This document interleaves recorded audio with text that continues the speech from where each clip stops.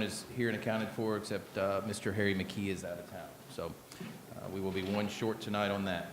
If everyone will please stand for Mr. Jeff McKee to say the prayer, please remain standing for the Pledge of Allegiance. Dear Heavenly Father, we come to you tonight, and Lord, we just humble ourselves before you.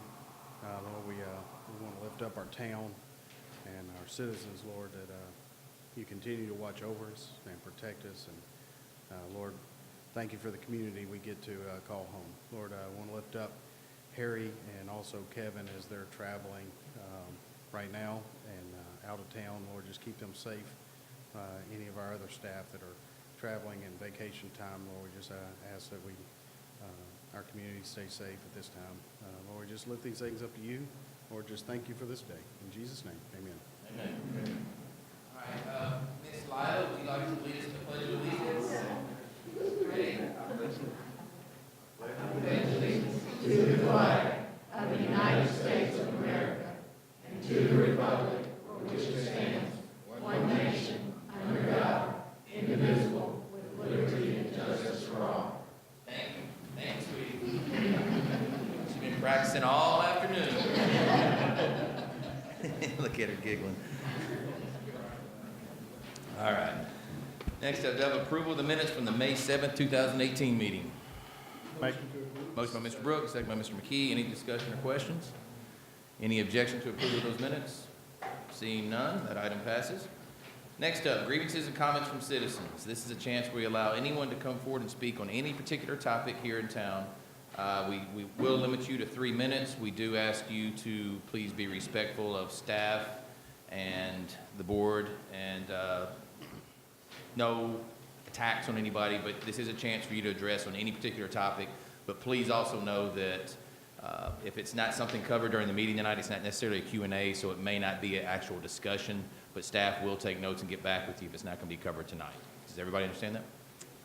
Anybody wishing to speak? Yes, sir. Come forward and state your name and address for the record, please.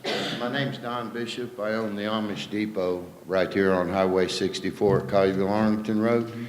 I sell a lot of storage buildings in Collierville, Germantown, Bartlett, and I know in Arlington they've had an ordinance on metal roofing, but my metal roofing has a 40-year warranty, and like Germantown, Collierville, they tell me as long as the metal somewhat matches the color of the shingles, they allow it. And I brought several pictures of my buildings and stuff, and I'd like to pass them up to y'all or leave them with you so you could look at it.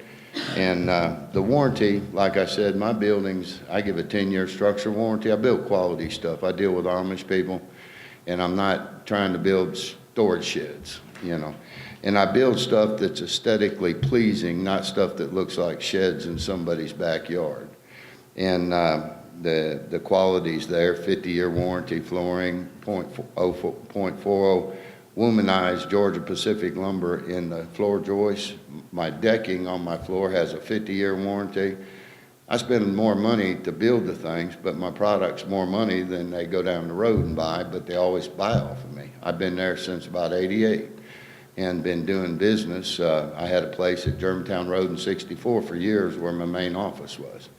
But I wanted to address that to see if possibly if we could work like Bartlett, and this one was put in Bartlett right behind where the code enforcement was. But I've got a bunch of pictures I want to leave with y'all and some information. Okay. Yes, ma'am. Is your contact information on there? No, but I've got a business card. Okay. I'll leave. If you'll do that, please. And then I don't know if there's been any discussion with the town staff, but they'll get with you, and I'll have our town planner get back with you and I'm see going what the concern to leave some information on my gazebos too, because somebody may want a gazebo. I'm going to leave a brochure with the lady. Thank you. Thank you very much. Thank you. Yes, sir. Ms. Durant, behind you. Thank you. Thank you very much. Good evening. My name's Bobby Clark. I was down here about 10 months ago, almost to the date. August 7th, 2017 was when I was here talking about this issue. Over in Buckshot Hill, where we've got an RV, somewhere between 28 and 30-foot RV that's parked in a driveway that continues to stay there. Angela and I have worked on this for a year or so, and I think we're right where we were last year at this time, quite frankly. It's causing some issues for us over there. And the reason I feel it, there's issues between the neighbor is because we really hadn't done anything. We've been told a lot of things, we've heard a lot of things, but nothing has been done. After last year, after the winter, this RV was allowed to be parked in this person's backyard. He had to push it across the curb, push it through the front yard, and into his backside lot. I felt like that was inappropriate, but it happened. Now we're into a new season, and we've got very specific dates and times that this vehicle has been allowed to park there.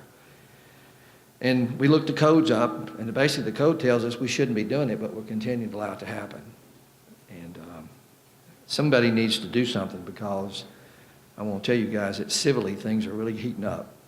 And I'm not going to get into specifics of that right now, because that's social media, and he said, she said. So we won't get into that part. But I really believe that based on the documentation that we have and the dates that we have of being parked, and it's not about getting towels and that type thing. When a vehicle pulls up and gets unhooked from the trailer, the truck that's been drugged by, and it's allowed to stay there 5 or 6 days or maybe even longer, then that tells me that we're storing it. And that's what I call storing. That's not what I call getting towels and food. So I need some help. I need somebody to do something. I'm quite sure before this is over, I'll leave town, because I'm really the bad guy in Buckshot Hills. I could tell you some things, but I won't bring it up at this meeting, but there's some things that have gone on that's inappropriate, that I don't think are fair. I think there's some bullying. I think there's some harassment. And I know the other side feels like I'm harassing them, but I need this RV moved. I can't see out the south side of my house. It affects my security system, my floodlight. And it's unsightly, and I don't like it. And I need somebody to get back with me. Write me a letter, certified letter, or call me, tell me what the go-bys are. And tell me twice what they are, so I'll know that we can go by. And if I don't get satisfaction here, I'm going up the road. But I want to give this body an opportunity to do something. Just finalize it for me. Tell the other party what we got to do. Tell me what we got to do. Tell me what the rule is. Stick with it. Enforce the code. And here's what I know is the code, and I'm going to go ahead and head back home. Title 13, Chapter 4, 13-424, Parking Regulations. If it's inappropriate, then you take it off the internet. But here's what it says. No recreational vehicle should be stored or parked on any part of the required front or side yard of a lot used for residential purposes unless on a corner lot or rear line. Now, would you agree with me that if the vehicle is parked there for 10 to 12 days and 172 days last year, that it's not being stored? Pretty easy for me.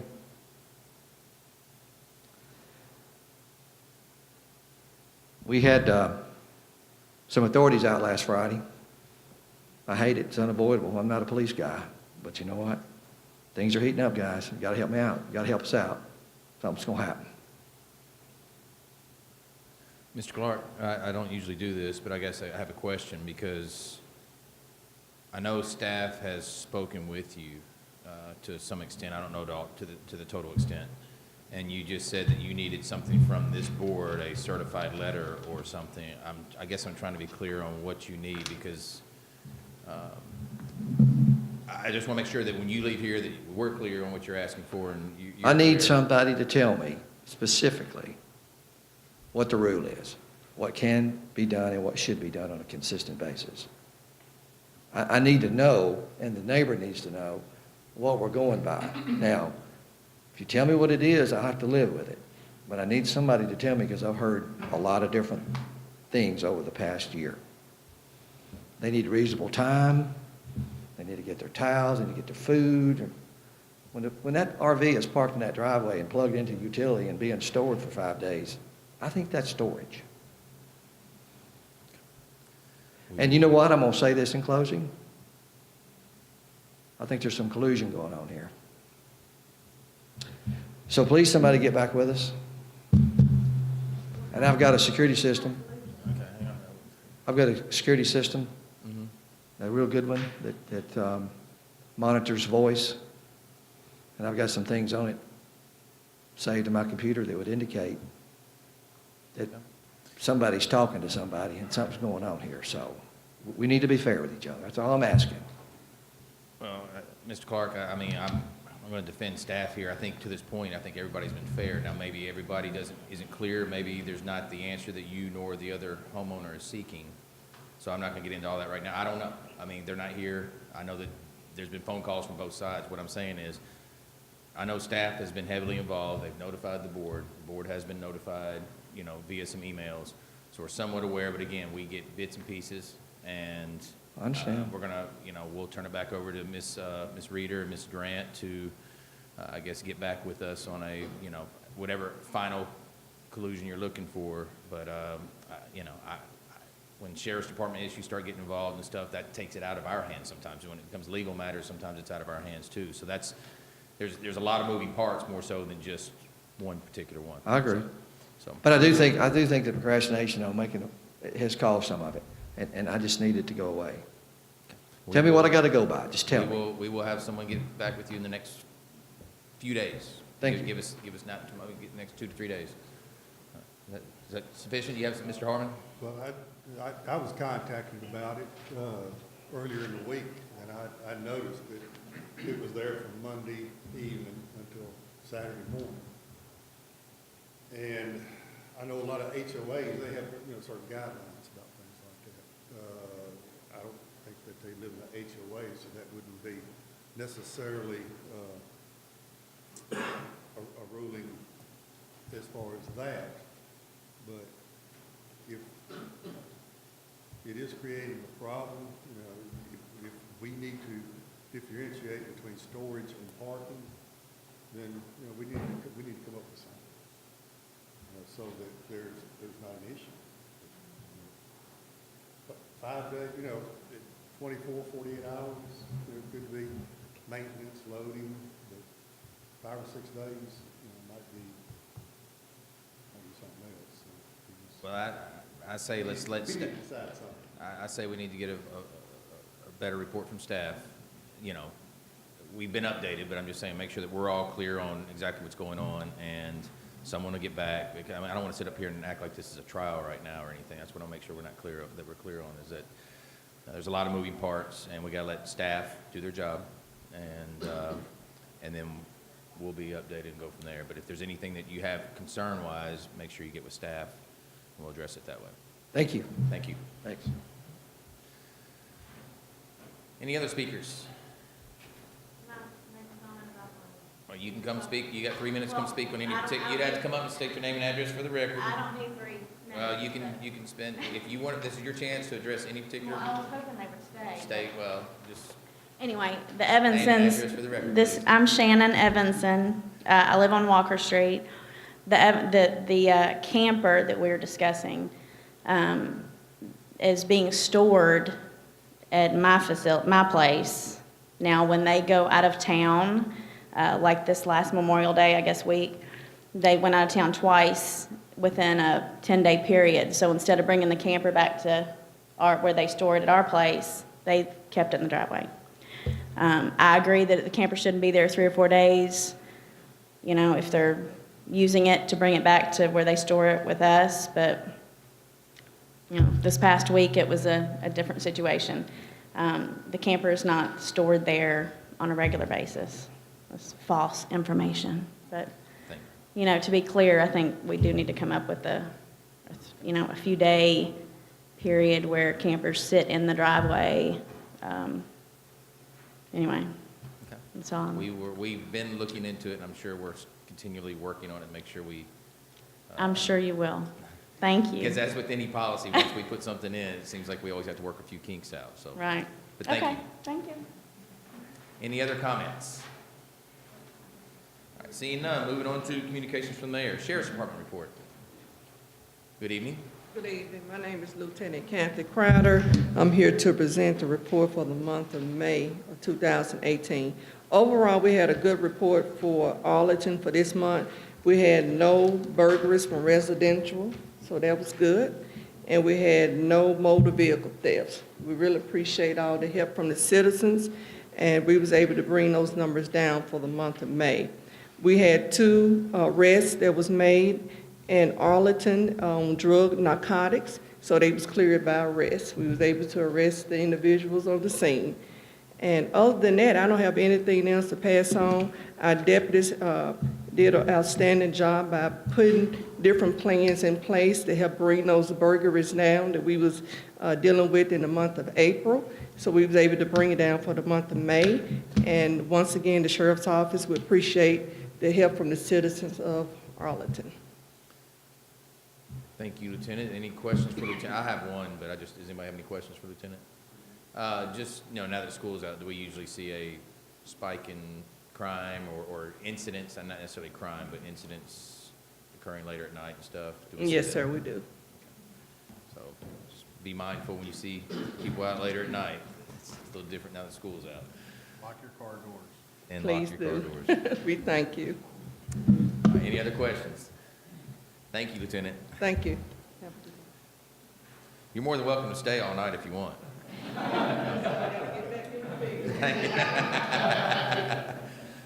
Next up, Chief Harville. Good evening, Fire Chief Jim Harville. This will be our monthly activity report for the month of May. We had 81 total responses. 43 of those were EMS, 38 were fire responses. We gave mutual aid 8 times and we received it 10. We had 14 calls on or south of Interstate 40. One of those calls, we were on another call and automatic aid came in and rendered aid to Arlington. We did 18 inspections for the month of May. 2 smoke alarms were distributed. We finished our TOSHA report. The deadline was the end of May. We finished that report and was able to submit it to back to TOSHA on the 21st. As anyone probably heard, the last 2 Wednesdays, the siren has been completed here at Town Hall and is functioning properly. And we were able to purchase a few new AEDs for the town. One we're going to place in the safe room, and the other we'll give to Parks and Recs for all their sporting events that they host. That completes our report. Thank you, Chief. Yes, sir. Any questions? Fire Chief? Thank you very much. Next up, I just have a few comments. We do have a fireworks show Harry's not here, usually let him talk about it. That's his day. June 30th is the fireworks show, so it'll be Saturday of, I guess, we actually will have a Fourth of July weekend in the week, so we have to have 11 days on that. I know I talked with Ms. Mason, I hope I'm not taking this away from her presentation later, but if y'all had seen that the gym, which is kind of being held up by MLGW, new gym under construction, but those of y'all who aren't aware, Arlington is undergoing a change from the Bobcats to the Tigers.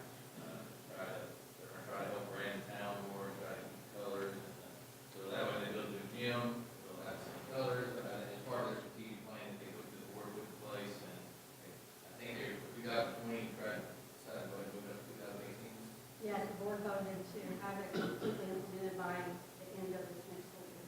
So if you hear about that. We're buying lots of uniforms right now. There you go. And that was, now I was going to complain, 'cause I was going to change my uniform from Tiger Little League, and then go to middle school Bobcats back to Tiger. So this will help kind of, have a lot of programs. So it's a good thing, I think, most parts of a positive change, in these people playing. So there's always going to be an ace or two in the draft.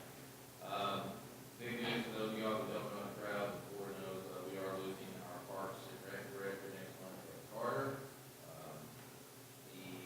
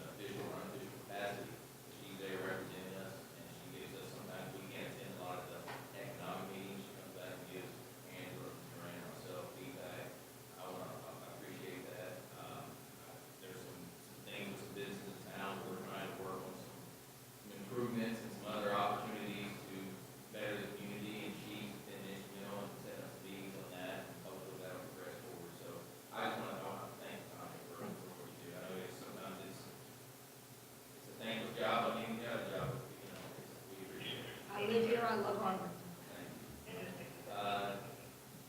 Mrs. Grant, will you give a quick update on the T-Dot delay on the Highway 70?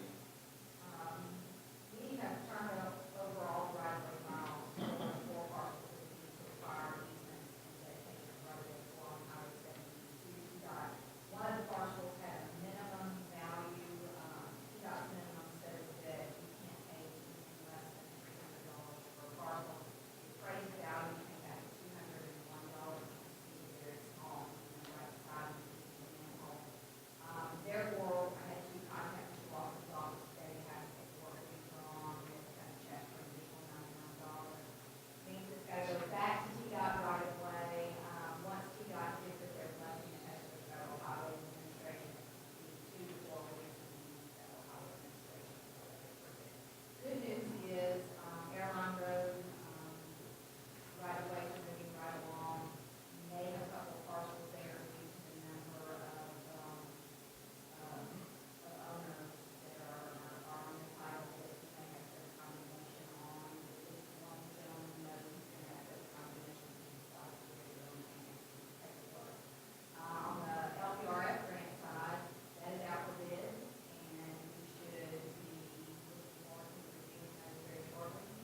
And next month, we'll do a contract construction, move on to the phase 2 and phase 3 of Since you stepped farther on the LPR, where are we on the tenants? There was a slight delay in drainage calculations. Hill turned those back around to Wilson Associates last Thursday. So they're in the final touches with Hill's help on the drainage calculations, creating drainage and the construction documents.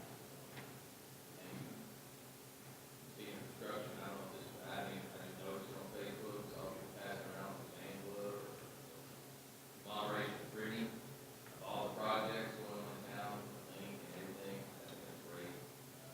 I've seen you sharing it, I saw Jerry West sharing it earlier back there, so it's, I think that's good, we need to update project, put pictures to it, I didn't know we were doing that, that's great. It's part of your GIS software, so it's something that our part-time GIS person is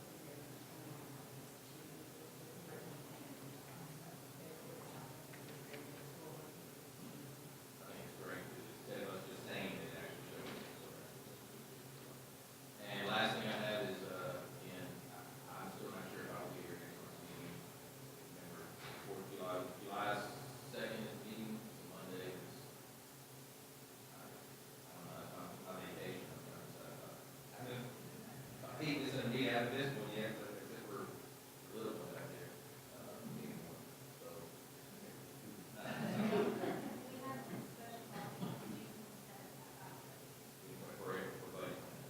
June 27th, 5:30, that's all I have. Anybody have any other announcements? Treasurer's report. There you go. Thank you, Mr. Brooks. All right, in the general fund, we had a beginning balance of $3,1,389.12, an ending balance of $2,856,107.41. The sewer fund, beginning balance of $2,157,311.35, with an ending balance of $1,617,457.61.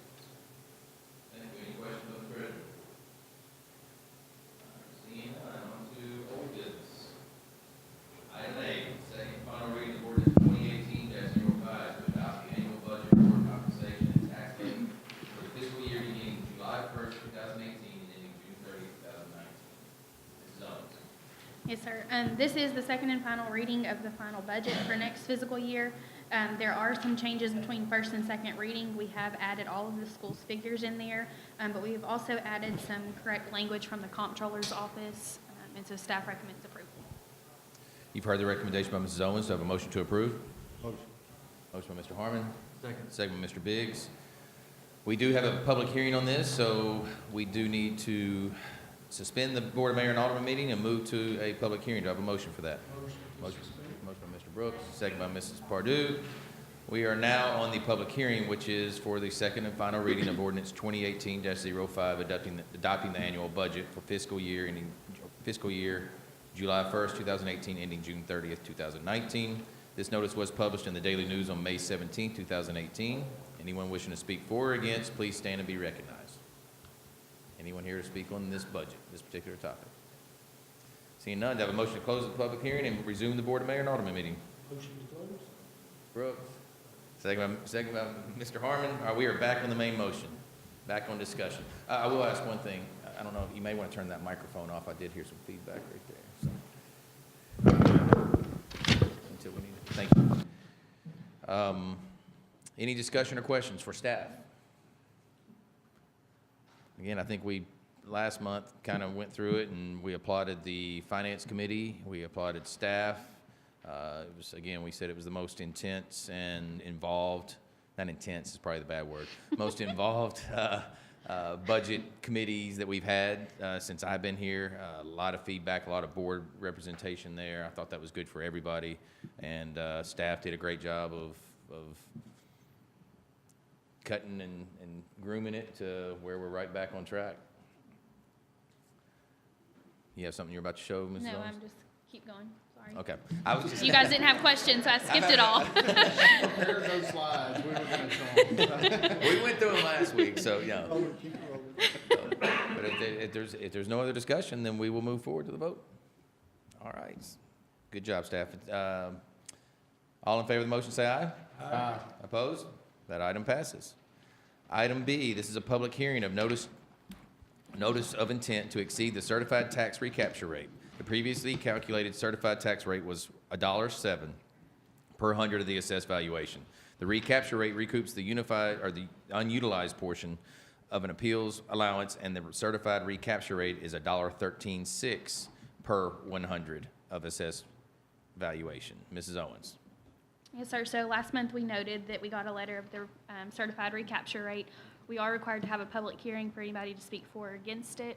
Your budget that you just adopted was proposed at the $1.15, so it's about 1.5 cents higher than the certified recapture rate. So staff recommends approval.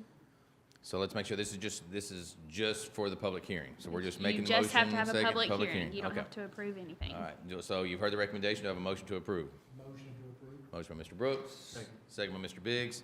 So is anyone here to speak particularly on this particular topic on the recapture rate of the tax rate, certified tax rate? Seeing none, this is where it gets kind of confusing. So there is no, so we don't, No. we just make a motion to close? Motion to close the public hearing? Motion by Ms. Pardue, second by Mr. Brooks. And so that public hearing is closed and that item is passed. Now, let's just be clear real fast. So originally, you know, when the tax rate came out, everybody was having tax increases, even though we didn't raise our tax rate from $1.15.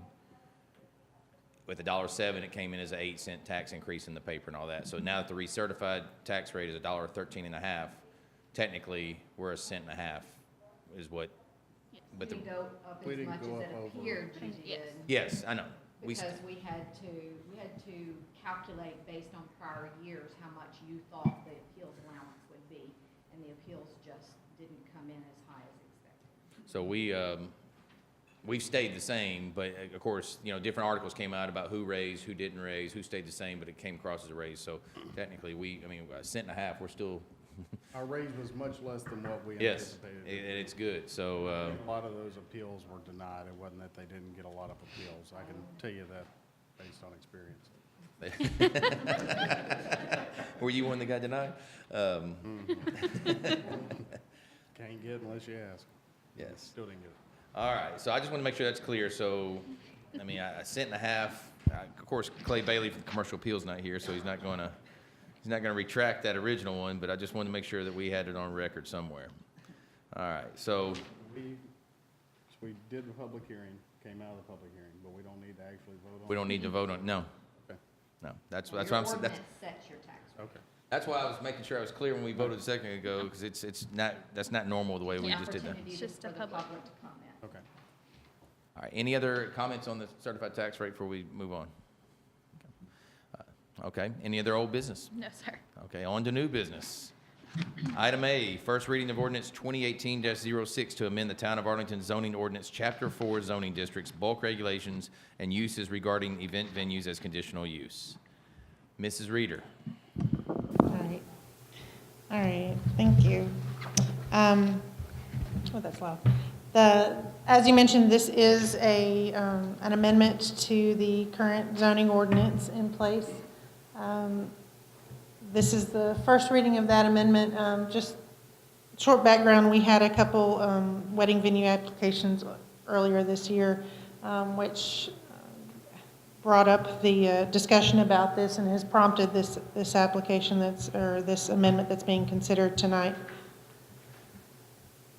The amendment itself would propose to make changes to Chapter 4 of the ordinance only. That chapter deals with zoning districts, bulk regulations, and uses that are permitted. The proposal would affect two different sections. The first is Section 4.8, which is a list of allowed uses per zoning district. The amendment would add event venue as a separate use on that table and identify them, as you can see in this bottom here. These are all of our different zoning categories. So it would identify it as allowed with a conditional use permit only in the general commercial, which is the B2 zone, and the shopping center zone, or SC zones. The second portion of the amendment would set specific requirements. So typically, if we have a conditionally allowed use, there are some standard requirements that are put in place that must be met, that the Board of Zoning Appeals has to consider when they consider those CUPs. So Section 4.9.2 would include a set of standards specific to event venue. It lists out several conditions. They're here, they're a little small, but I'll just quickly summarize. So it would require commercial sites be at least 5 acres in size, that events end no later than 11 p.m., no smoking indoors at the centers, that those event venues serving or events serving alcohol provide armed private security, and that areas for outdoor uses and activities be screened to provide an effective buffer for adjacent uses.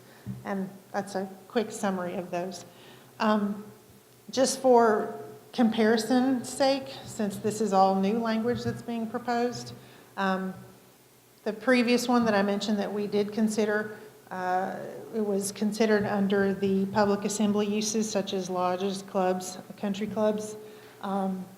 That group is allowed by right in a B2 zone, but requires a conditional use permit in residential zones. So those are different there. Provisions that were considered on those type uses require frontage on collector roads, 5-acre sites, similar screening of any outdoor uses. It's actually the same language there. On-site lighting considerations, traffic considerations, adverse effects, and requires no adverse effects. Let me just clarify that. And requires the Planning Commission review an item first. So as you can see, a similar list of uses that have to be considered. This amendment was considered at a public hearing in May by the Planning Commission. The Planning Commission did not recommend approval of it at that time. This is a first reading of the ordinance, 2018-06. The ordinance requires 2 readings in front of the Board of Mayor and Aldermen, including a public hearing, which would be at the second reading if approved for that. So I'm here to answer any questions you have. You've heard the recommendation by Ms. Reader. Do I have a motion to approve? Motion by Mr. Harmon. Do I have a second? I'll give a second for discussion. I'll give a second. So we are on the floor with the main motion. I guess, Mr. Harmon. Would like to hear from me. Yes, this is your chance to shine. Well, like I said, I'm not trying to open up a competing venue or anything like that. I've had some citizens come to me and say that with event venues. They were just concerned about the neighborhoods being in a residential area, so I got to looking. So far, you know, there's been two venues that have been asked for. It goes back to, if you look at the first one, was their very first page. It says that they asked for two wedding venues. Wedding venues is not what they asked for. They asked for event venues. What I'm asking for is that we create a definition for event venues. We set guidelines for the event venues so that if they are put into the neighborhoods, that we have some type of control. We have some type of guidelines. Right now, there is no definition for event venue, but we've already granted one. We granted it under the special conditions for lodge, club, country club, golf course. Okay, I'm pretty good with those conditions right there. I think we needed to add a few extras, which was what my intent was, and getting a definition of event venue. You know, how can we grant something when there's not even a definition for it?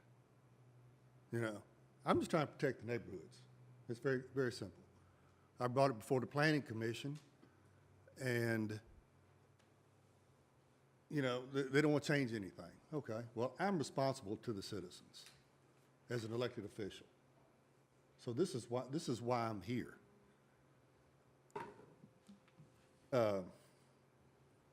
They're not asking for wedding venues, they're asking for event venues. We need a definition. So, yeah, I added security, because if you get a large venue of 200 or more people, you need some type of security for the parking situation, what's going on in the streets. And anytime that you get 200 people together, you could have issues. I think there were some issues just here not long ago, but I won't go into that. It's not too much to ask, you know, that we at least come up with some good definitions. I propose that we use everything that the conditions for lodge, club, and country club, golf course. I say we've already approved it. Let's use those. Let's look at maybe adding a couple more. Let's have a definition for event venue. If they're asking for a wedding venue, the church use already allows that. When we give these special uses, conditional uses, as a way to control what actually goes on within the neighborhoods, yes, we can, the Planning Commission, the BZA can approve, but what happens when the person that has this property, has the best intentions in the world, has had a good business for 3, 4, 5 years with this conditional use event, and then they sell the property, and somebody else that's buying this, so long as they start their business within 6 months, they can use the same event venue, but they may not have the same intentions of being good neighbors with the neighborhood. You know, do we need to look at maybe when we grant a conditional use, if they sell the property, that the new owner must automatically apply for an event venue? I say we probably do. But there's not enough guidelines, you know.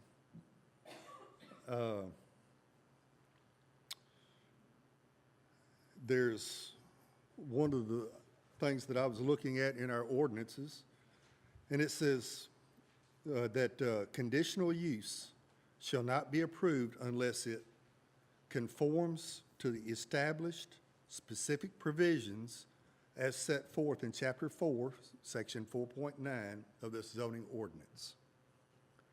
So in our own ordinance, it says that we can't grant something unless it complies with 4.9. It's not even in there. We had to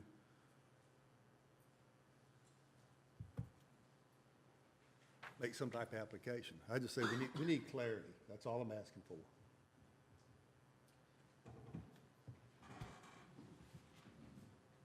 Do you have something to add, Ms. Reader? Oh, are you just coming up for questions? I didn't know if you were about to, I was going to open the floor up for discussion or questions. I didn't know if you had something you wanted to. Just real quick, just to address Okay. if a conditional use permit, and this is any conditional use permit that we grant, it carries with the property, and that's why if it ever goes away for a certain period of time, then it's lost, and that's what Mr. Harmon referred to as a 6 months. It carries with the exact same requirements and guidelines as the way it was approved.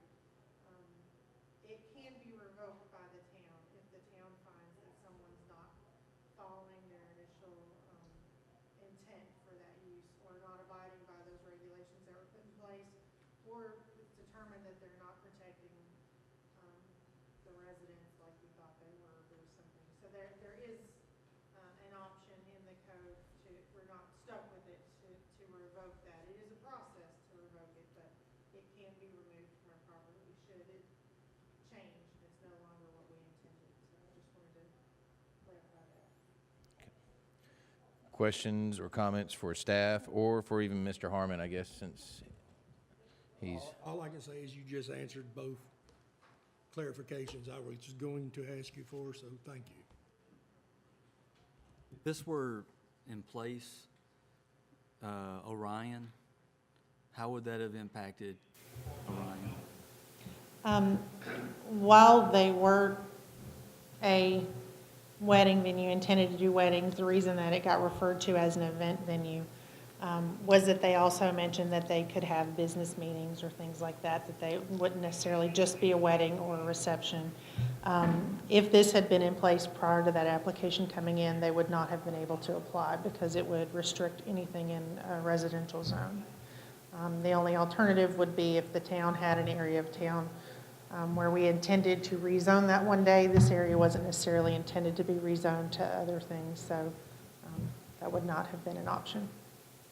This is why that I was asked that it be brought to us so that we as a collective elected body could make some guidelines or some recommendations as to what we need to do. Like I said, the Orion,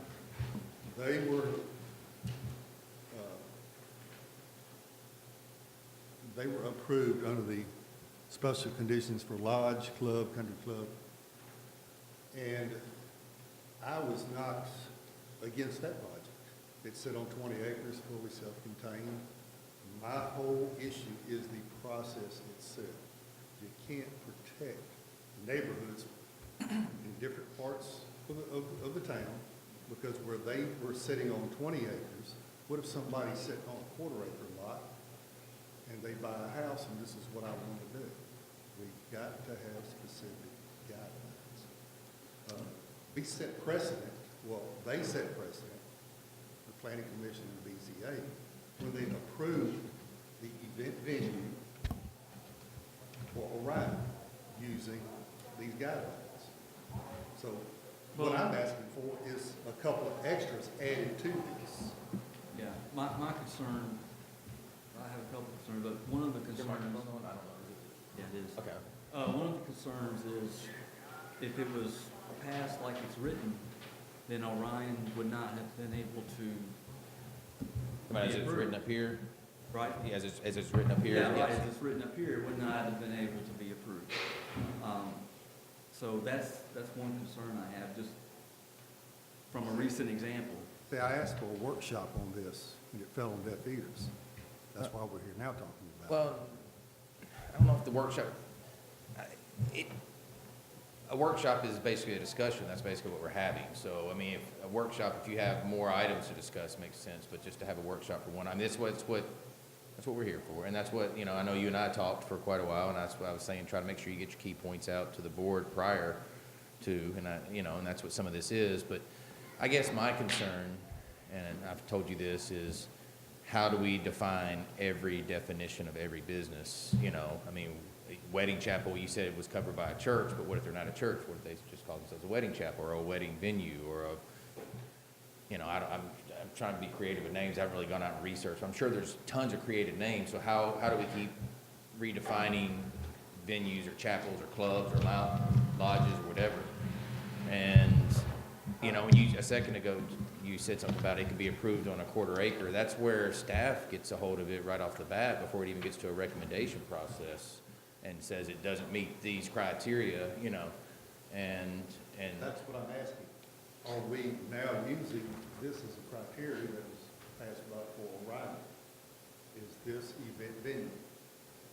Yes, and that's why we accepted the application and took it forward, which would require a minimum of 5 acres, which is how the last one was able to be approved, because it met that.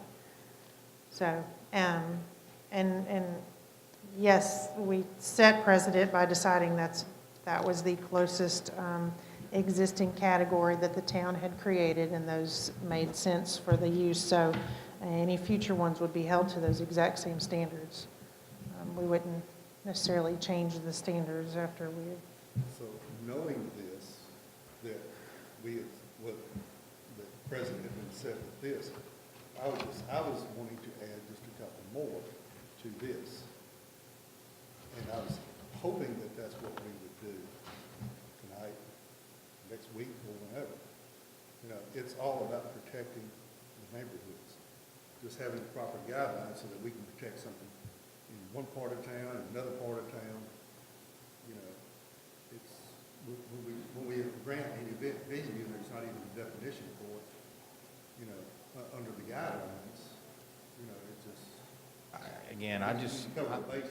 I'm just speaking for myself because, like I said, Orion was such a unique place, and this is purely hypothetical, but look at Mr. Wickens' property. You know, what if they were to leave it to their family, and the family says, you know what, we want to turn this into a venue, same type thing, and I'm like, it's on how many acres?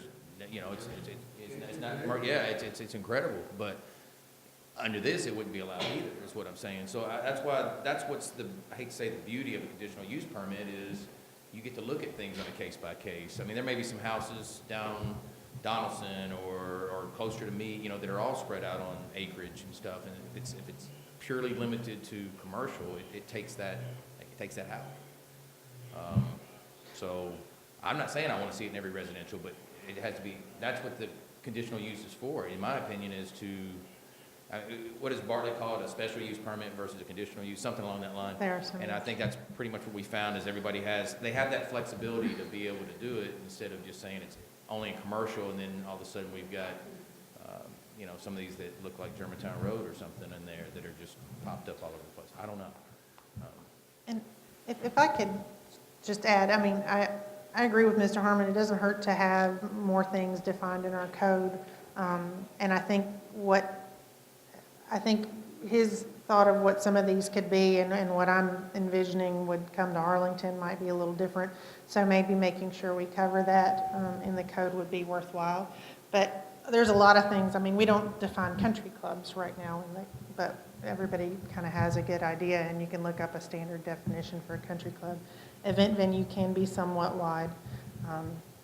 So, I mean, I see that there might be some opportunities for, obviously, there's always opportunities to clean up or fix the code. I just, direction on what we want. It seems like everyone was comfortable with the Orion Hill venue, so that seemed to fall in line with what you might get at like a country club where people have weddings or a lodge where you'd have retirement ceremonies, things like that. So that's why it got placed in that category originally. Do we know, I'm just curious, I just thought about the one that we all attended, the Kiwanis Club thing in Davies Plantation, is that a, I don't know, is that an event venue, or is that a club, or I don't know, I'm starting to picture more and more that I've been to. Yeah, so, that's what I'm saying, it's another creative name for it, I don't know, so,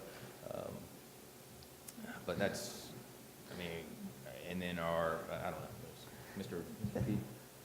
First off, like I said, I appreciate your passion and your concern to protect neighborhoods and citizens, and I hope that each one of us up here do that as well. And even if we disagree with how maybe one specific thing should be or not, but I do appreciate that. My concern, I've got a couple of concerns on it. The shopping center and commercial thing, if we take it out of a conditional use permit and put it into that, our opportunity to restrict them actually, in my opinion, reduces. Because now you can have a place like Town Hall that's over off of Fisher Steel, that's in a commercial or a light industrial area, that's essentially a nightclub, right? I mean, but and I don't think anybody out here would want that.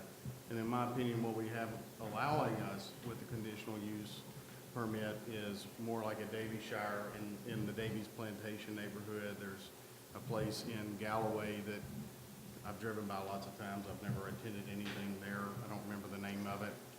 There's a place we actually had our retreat at that is probably a little bit more rural than what we're talking about here, but I would struggle with the commercial aspect of this. One, I'm not sure that it would flow very well with the rest of the commercial uses we have. And two, 5 acres in a commercial area, I'm glad that our property values and property costs out here are going up, but that literally would pretty much put any of those opportunities, I think, out.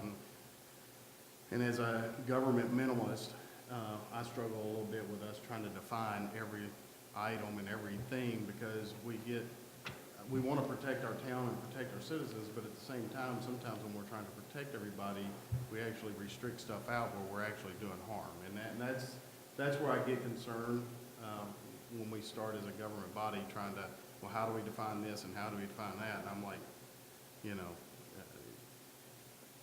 I don't want to be socialistic in our thing. I do think we have good requirements from a aesthetic standpoint.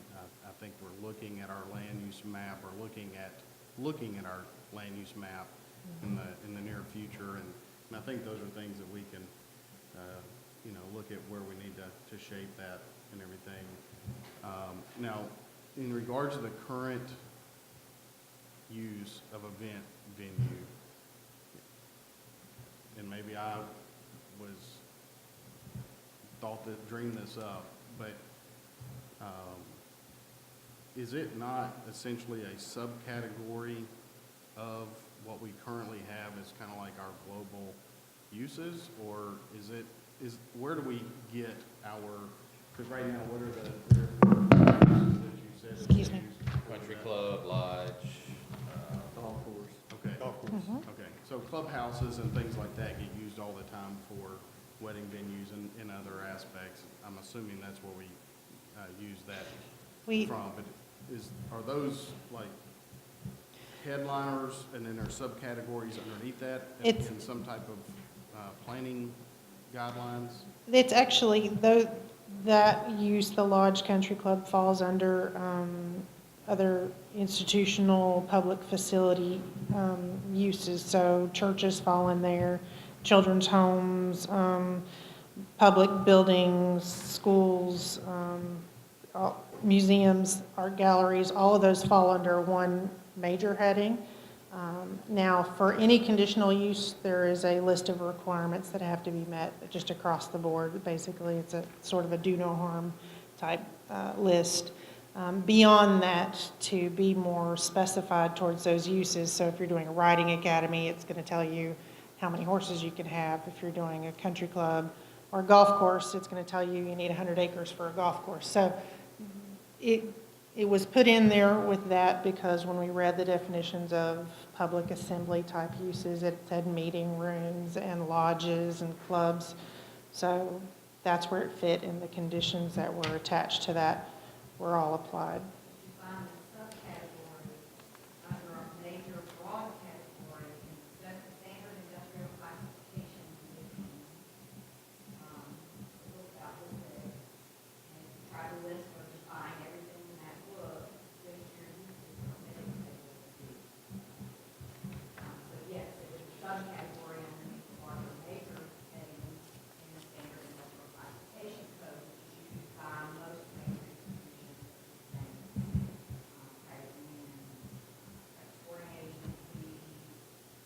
big financial institutions. Tax, yes. Um,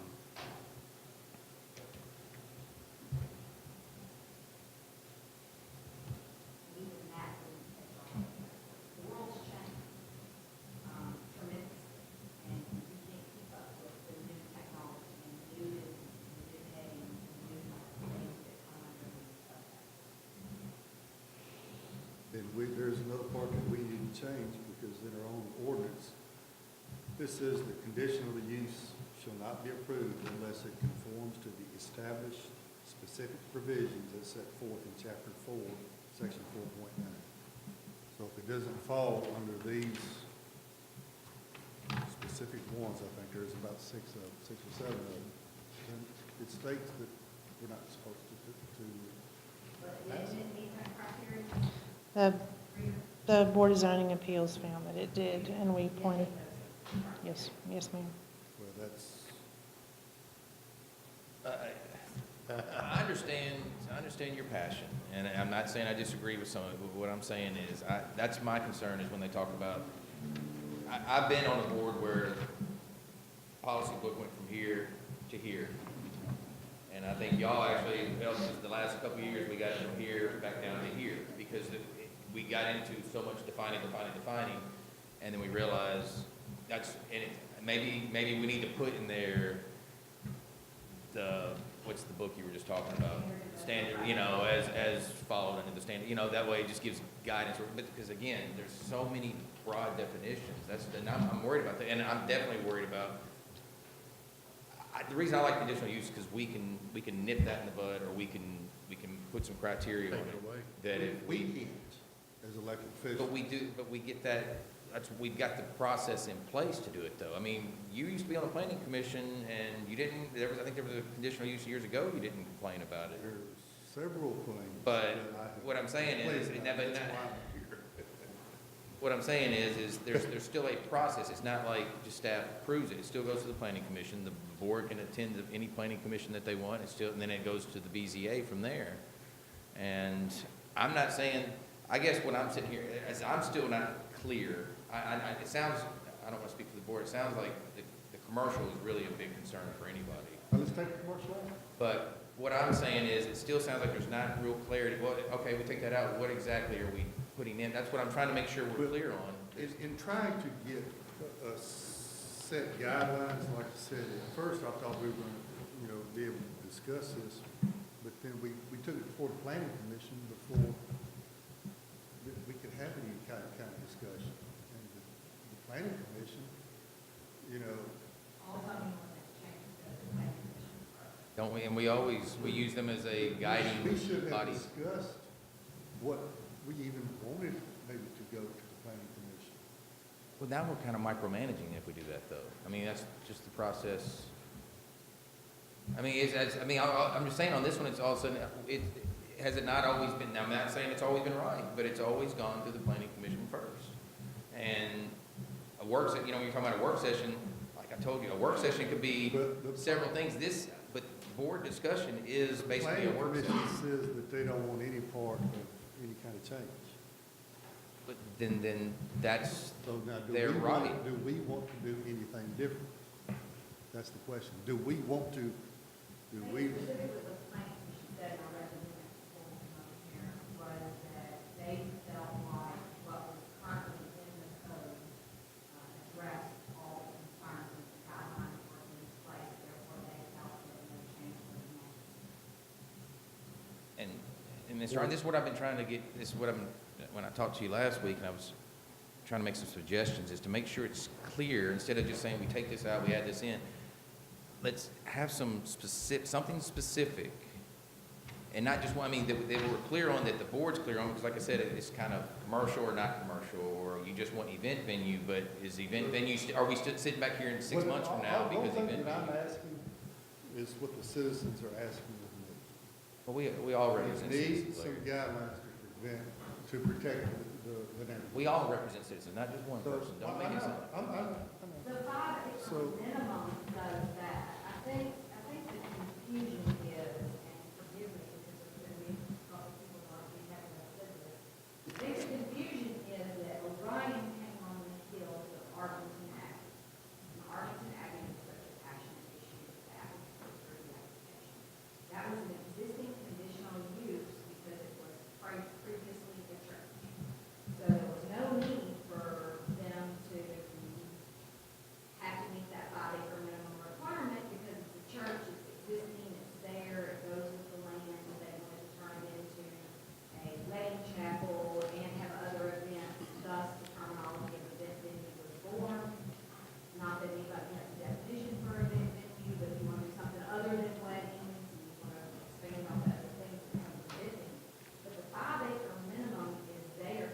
protect your neighborhoods, because how many neighborhoods are gonna have a parcel of property in the middle of them that's 5 acres or more?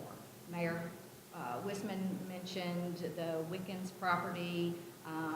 Mr. Conley owns a piece of property large enough. There are a few scattered here and there, and on the outskirts of south of I-40, you've got plenty of parcels large enough, but I mean, I've been here 21 years, and an event venue has not been something on Arlington's radar until those two applications unfortunately came on the heels of each other, and I think one is confusing the other, based on the 5-acre minimum. That's just my take on it. So what, the Abbey, you say would not, It was existing conditional use. as a church, but they would have to apply, They did apply, They did. but they would have to be approved. and they withdrew. They would have to be approved for an event venue. And But it would the- have to fall. but they are under- functioning now as a church. And doing exactly what they were gonna do. But they have church service every Sunday morning, because I walk by there every Sunday morning, and there's 20 cars there having church service every Sunday morning. But they are still able to do the things that they wanted to do. You just lost out on property tax, personal property tax, real property tax, sales tax, and business tax, And control. Oversight. and oversight. So kudos. So I think those two are confusing each other, in Well, my and opinion. that's why I'm trying to make sure that we're clear. I don't It's want to. not confusing, because if a home decides, hey, I sit on whatever, I want to do an event venue. Has to be on more than 5 acres. Okay. 5 acres, the language is there, So- it's taken care of, So with the, That's one of the criteria for conditional use. in existing language. so anybody from this point on that applies for an event venue must sit on 5 acres. Is this what I'm understanding?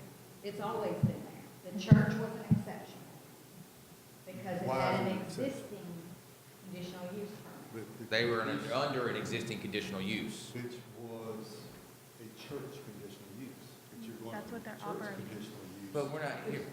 You're not here to debate the Abbey, because the No, no, BZA, no, there's no. no way to say whether the BZA would have approved it or not approved it. They could have turned it down based Right. on that criteria. But- It never got that far. Right. But what I'm And quite saying, frankly, they'd be crazy to bring it back before you now. but what I'm saying is, but with no proper guidelines, can you go from one conditional use and say, I want this one over here, and be granted? There are 1, 2, 3, 4, 5, 6, 7 proper guidelines currently in the code.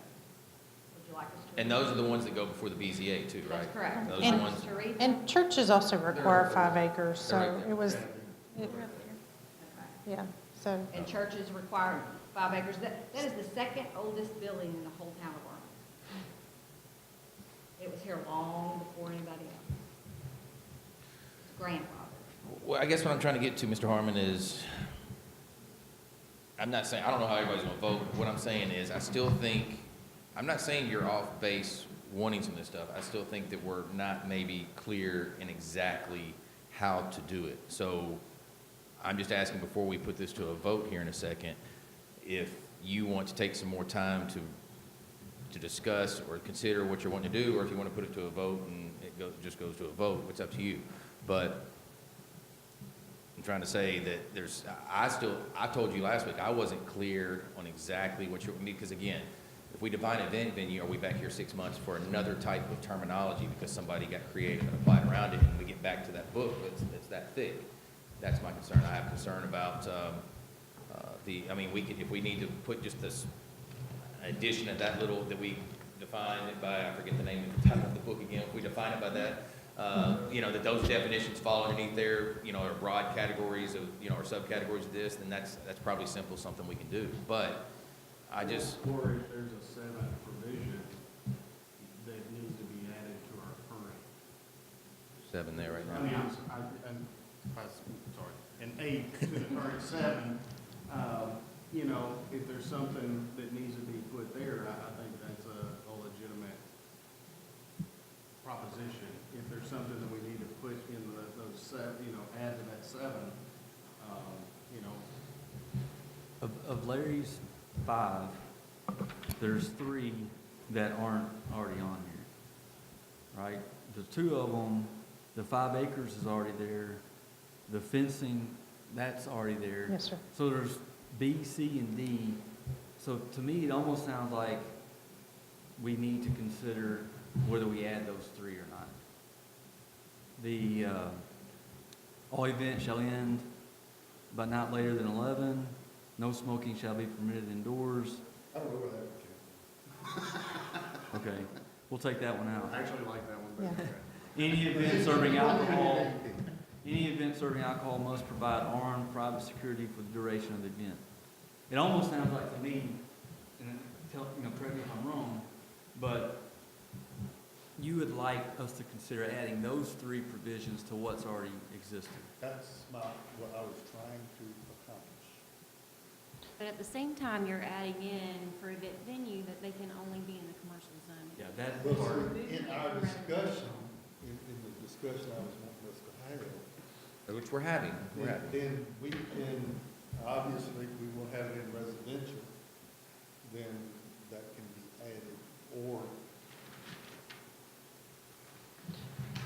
covered with 5 acres. And Well, the 5 acres thing, again, if they're going into commercial, they fall under different guidelines anyway, correct? the commercial is allowed by right currently, only in B2, not in shopping But I'm centers. saying, if they fall in we do have some zoning that's allowed for Yes. that type of venue without going to the conditional use of the 5 acre or more. So I don't think we really need to. Scratch the 5 acres in the commercial. And I would note that our current noise ordinance the 11 o'clock is the cutoff time on that. So the events not extending past that is consistent with the noise ordinance time, although you could potentially have an event that went longer than that didn't obviously violate the noise ordinance if it was an indoor event, something like that. Don't we have restaurants that stay open later? Yes, we do. And have indoor bands and stuff too, so. Yes, sir. That's why, but And we also have residents that probably party way past. Stay up 11 later than o'clock. that, yes, sir. I'm just saying, it's a residential neighborhood, we got people partying, and we're gonna make them cut it off. I guess that's where I'm trying to get the clarity on this. I know you're saying this is what you want, but I mean, I guess I need something clear on what you want right now, or we either vote it, or we don't, because back to one thing, and it was, you say you're representing citizens. Remember, the BZA has citizens on it. Planning Commission has citizens on it. And, yeah, I mean, now some of them may have served before, some of them have turned.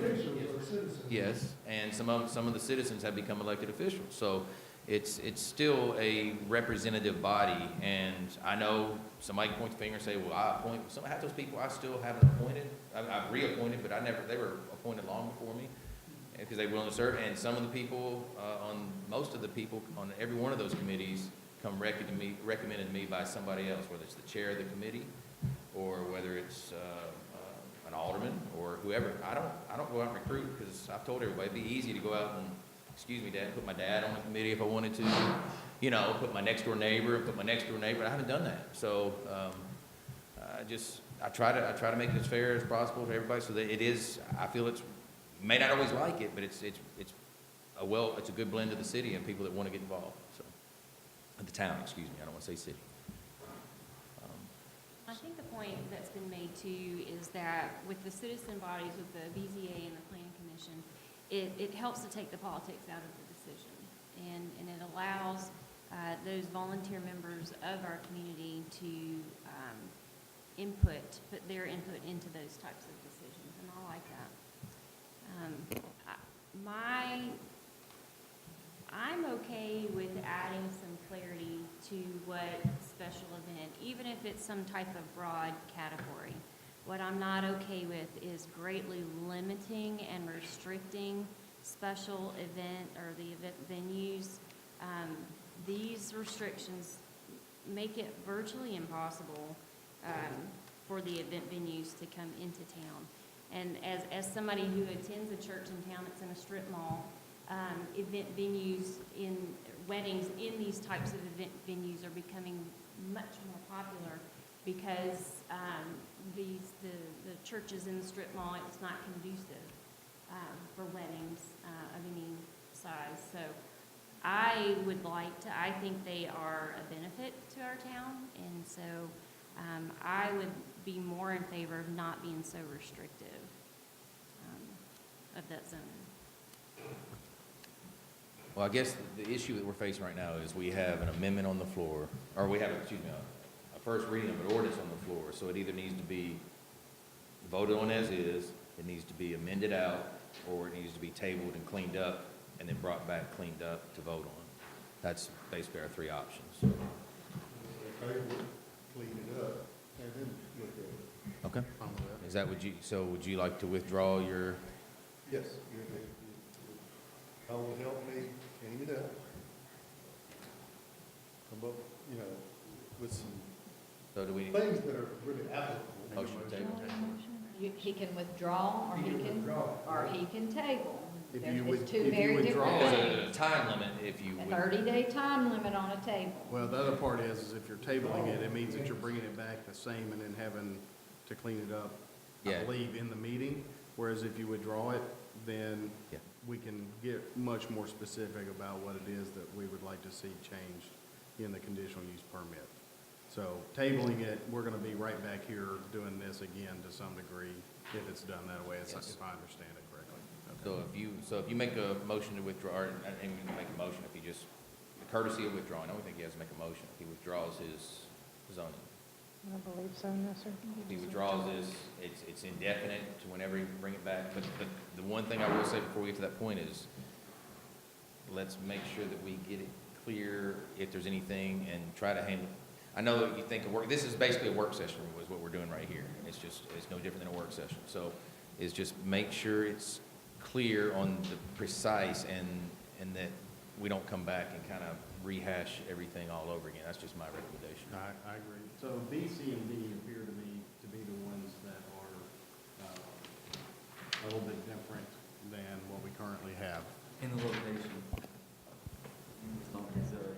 The commercial. Take out that, part. I'm talking about as we move Yeah. into our conditions. Right. So no later than 11 o'clock. I think, our sound ordinance, noise ordinance. Would satisfy limit that I mean, anyway. I actually like the no smoking indoors, but I think some of that may actually already be covered by Tennessee state law when alcohol's being served. If you allow minors in there, you can't smoke indoors.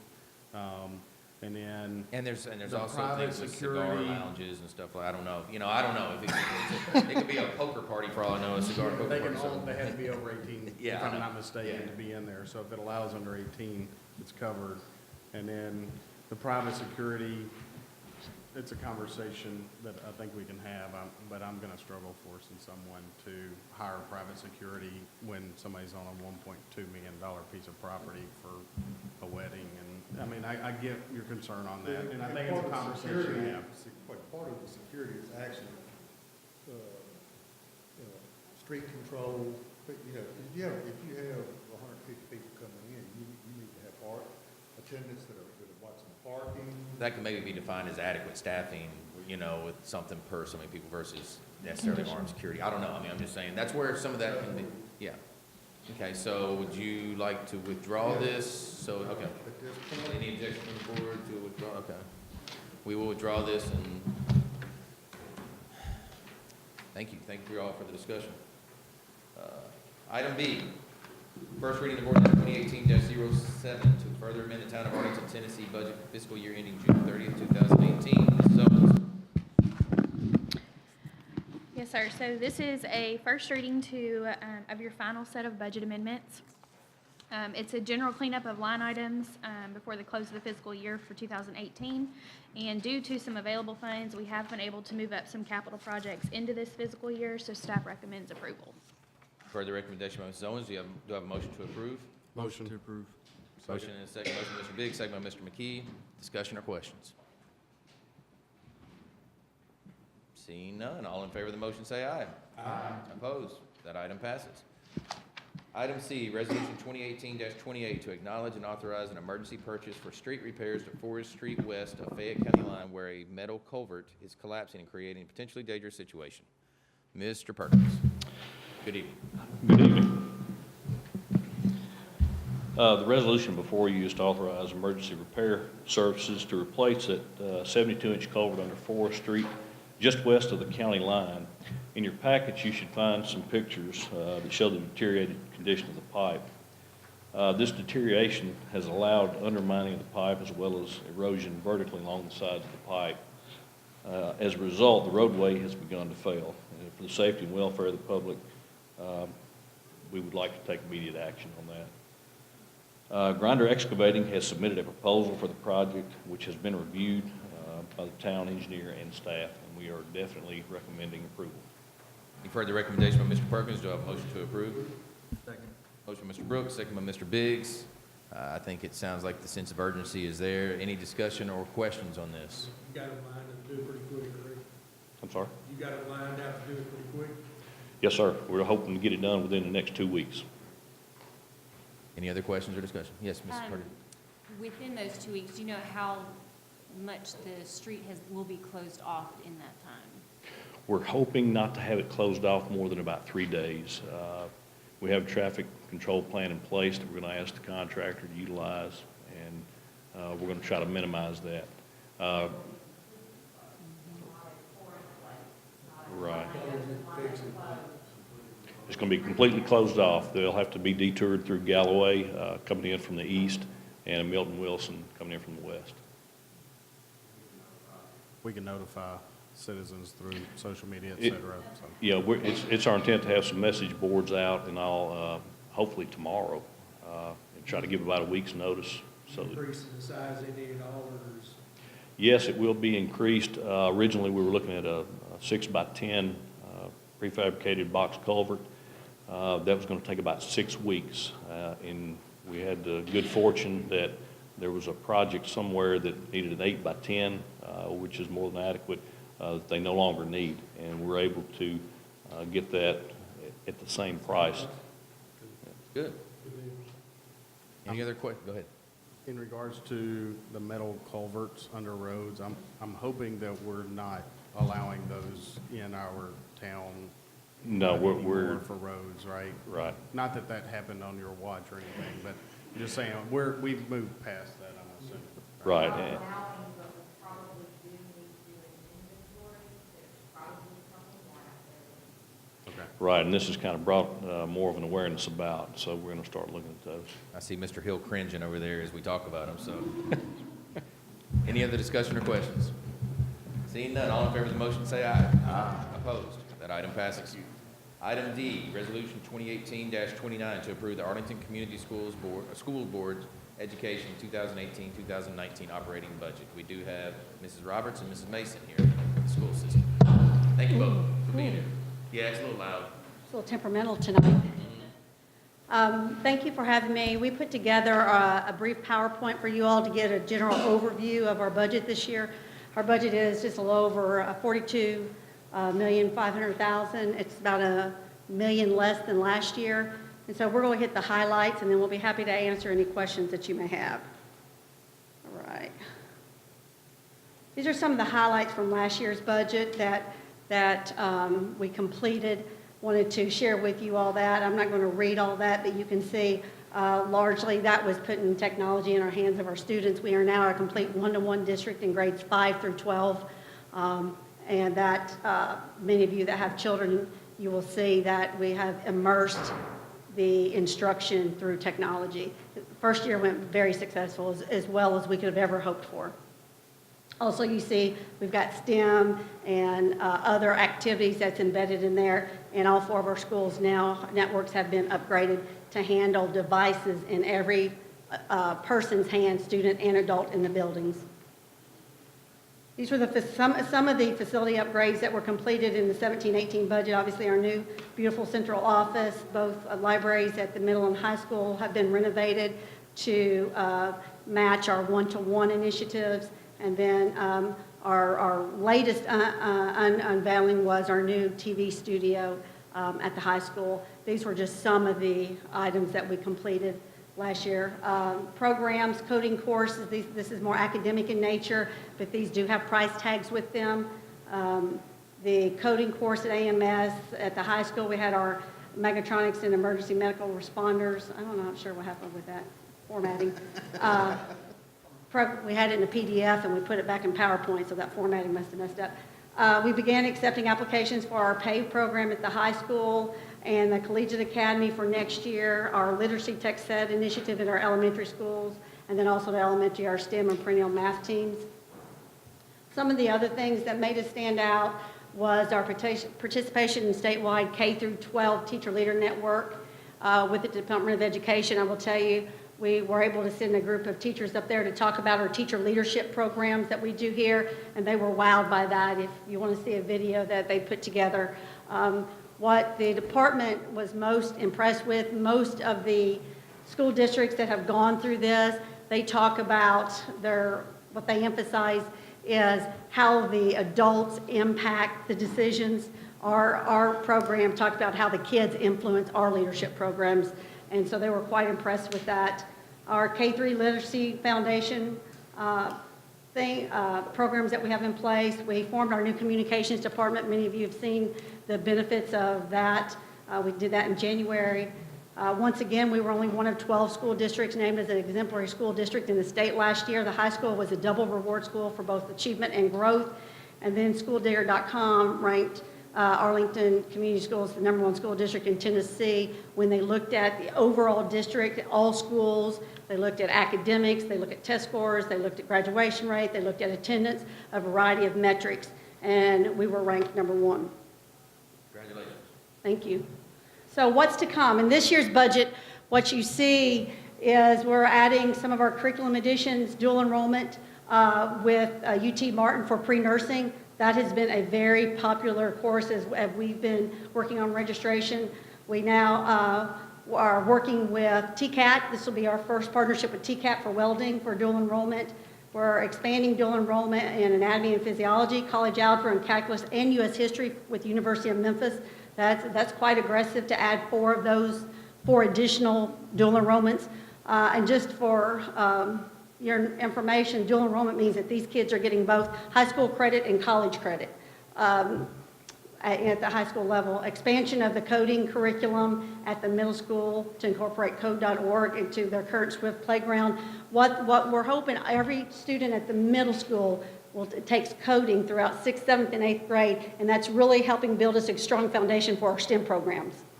And then our STEM curriculum in K through 5. In this budget, we put 2 positions for our elementary schools to hire a STEM teacher at each of those.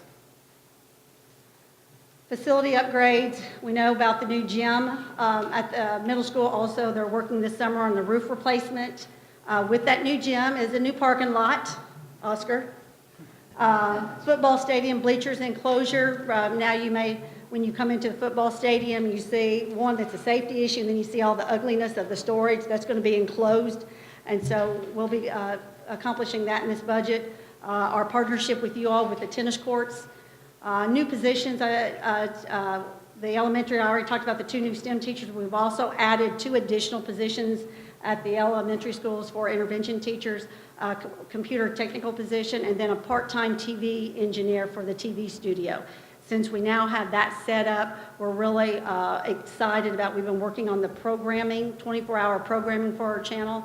And so we're really excited about that, and would love to partner with the town in these meetings and potentially any other meetings that you could identify that would be nice to put on that. And once again, that's completely student-driven.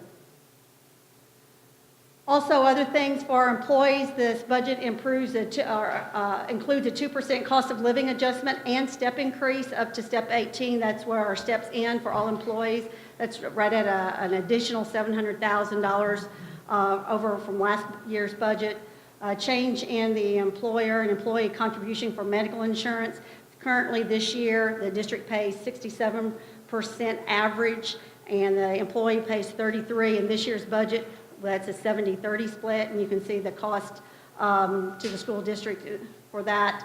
Our costs have gone up. Rate increases for TCRS, that's the first time we've seen that since we've been a district. Miracle, what is that rate increase? It's going from 9.08 to 10.46%. So that's included in this budget. Also, we went back and we looked at our coaching and fine arts stipends. We had adopted the coaching stipends from Shelby County Schools, and if you've not seen those, they For a high school football coach that's been coaching 10 years, their stipend was $8,000, and that's a year-round coaching job. And so when you look at the time, it just didn't match that. So I did a lot of research on what they do across the state, predominantly in Middle and East Tennessee. And what we adopted was a percentage of their salary depending upon either the fine arts or the coaching and the time that was associated with that. And so with those changes, it increased, it's an additional cost to our budget of $300,000. Our OPEB in this budget, we have $600,000 contribution for our OPEB liability. We also have money to refresh our fifth grade iPads, as we've talked about. What does that one-to-one look like as we are refreshing? So what our process is that fifth graders every year, that'll be a refresh year for iPads. Fifth graders will get those. They will keep them for 5th, 6th, 7th, and 8th grade. So they'll keep them 4 years, and then they'll get one in 9th grade for their last 4 years. We won't be, since our high school iPads are just going into year 2 next year, we won't need to start refreshing those for a couple more years. And then, of course, our transition of shared services to ACS, with this, in this year's budget, we will have finished transitioning every shared service to our district with the exception of transportation. So here's some of the overviews. General fund revenue. A lot of people like to know where the predominant money's coming from. You can see 50% of it's coming from the state in our BEP. The next piece of that is the Shelby County property tax. And then you can go through and see that Lakeland property tax is only for the high school students only. You see that's very minimal. Looking at the local option sales tax, tuition, those are our Fayette County kids. City of Arlington's 1%, and in this year's budget, you'll see we're budgeting 4% of our fund balance for the middle school gym. Any questions on this slide? And looking at our expenses, where's the bulk of the money going? You see 50% is regular education instruction. That's predominantly our employees, health, benefits, salaries. If you just go backwards, we've got it broken down. Anything under 2% is included in other when you look at each of these categories. And you'll see the bulk of the money's going right where it should go. Federal and discretionary funds, this is our federal money. You'll see the bulk of what we get is Title I. Title I is our special education, are for economically disadvantaged students. We will see that decrease over the next 3 years. Our special ed directly across 37%, that's our next biggest, that's our IDA or for our special education. And then you can see the other pieces. Carl Perkins is for our CTE programs. Title II is for teacher training. Nutrition funds. We're pleased we are continuing to operate in the black, which is a good thing. Ms. Roberts and her staff has done a great job since we've taken that over from shared services. You may remember that first year we operated in the red. Capital project revenue, and looking at our 2 big projects next year, both at the middle school, we have the roof for $750,000, and the gym in this budget, you'll see is a little over $2 million, and right now we're budgeting 54% of that's coming from the county commission. Now, that is budgeted on what they have told us that they will fund. Keep in mind, if Shelby County Schools doesn't use their money, we don't get that. And then if we don't, then we'll have to come back and use more of our fund balance or out of our general fund budget. And then 46% of that is out of our fund balance. This is our OPEB trust. This is our $600,000 investment.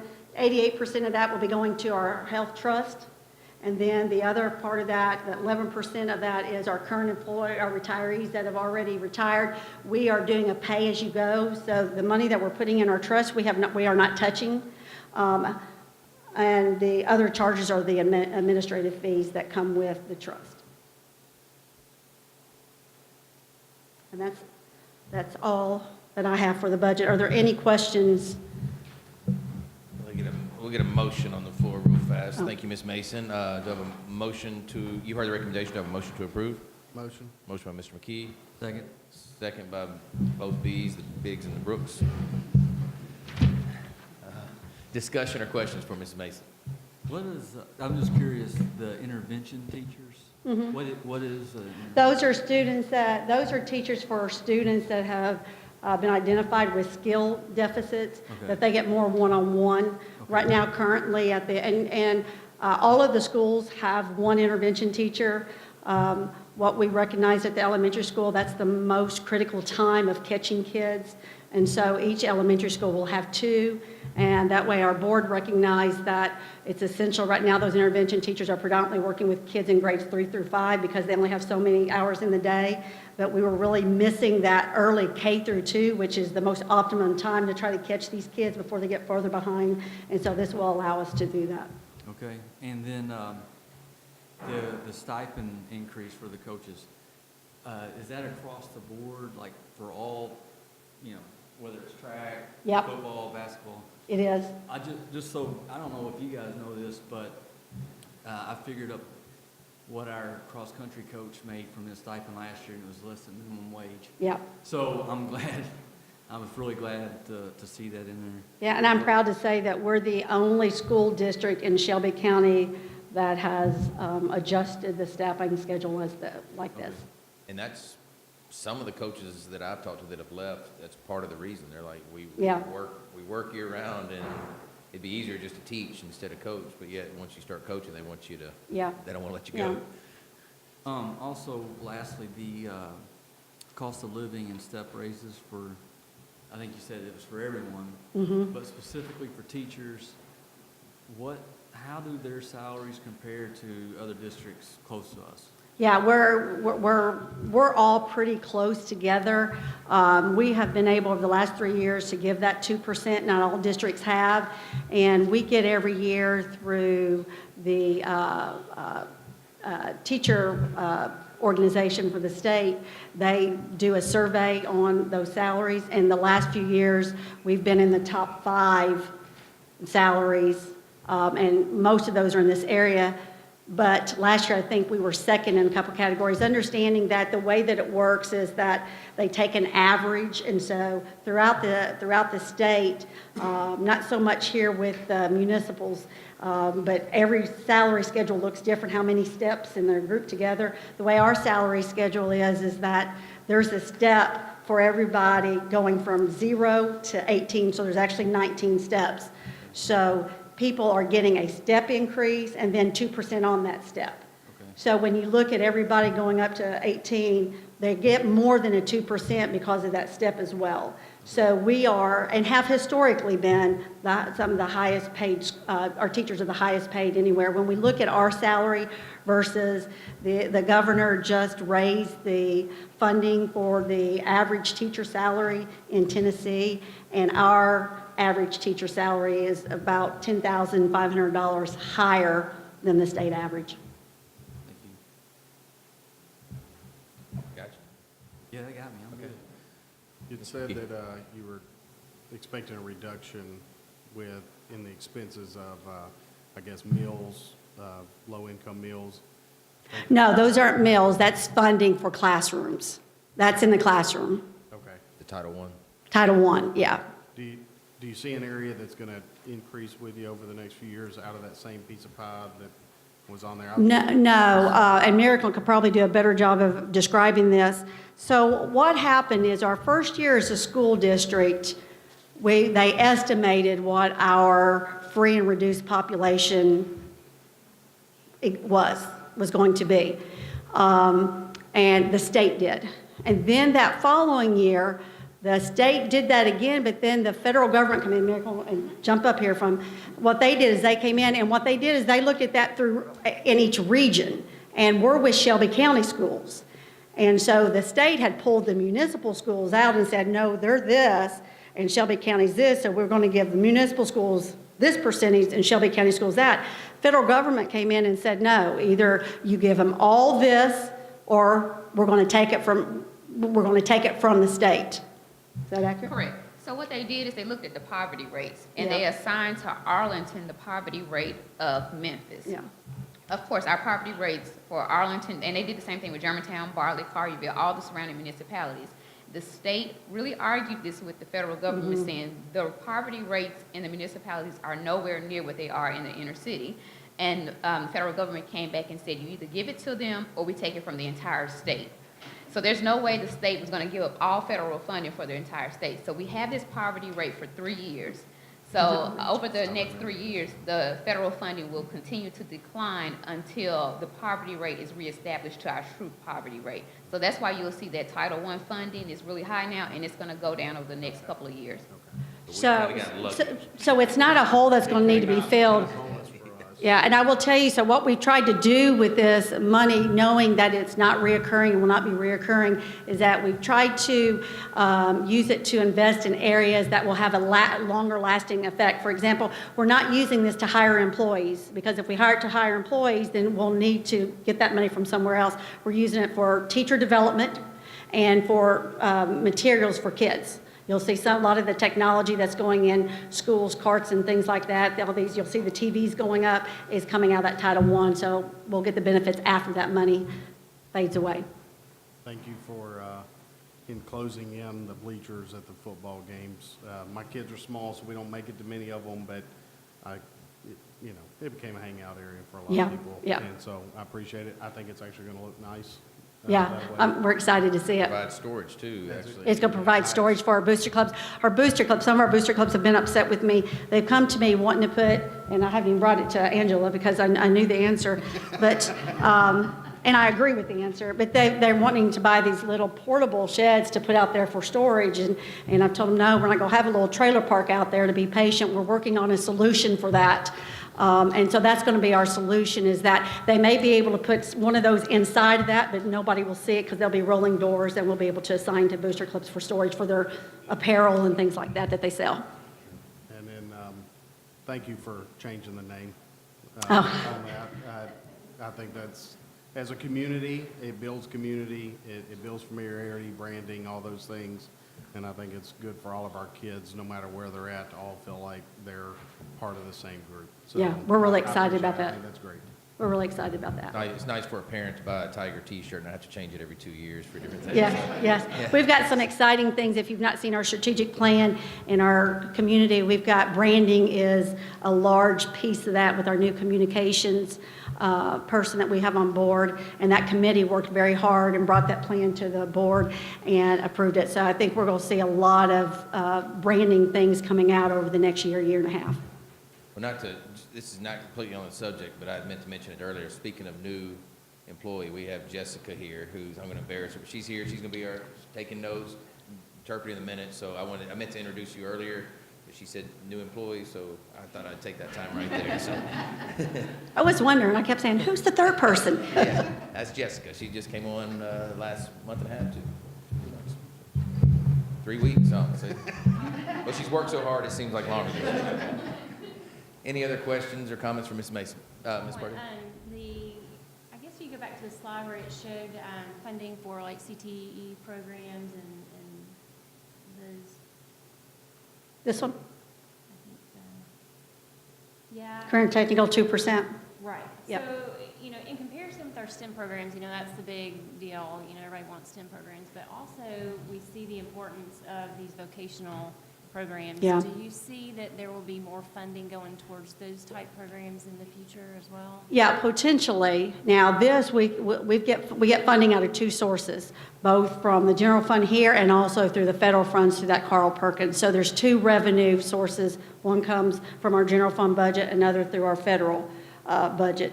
Yeah, I think that's something that we're continuing, as you've seen the additional courses that we're adding, and we're doing some work with the state on the statewide strategic plan for West Tennessee and what is the needs for the workforce in the future and what that looks like. And so I think that's going to be a moving target. As we see the need, we'll see that adjust.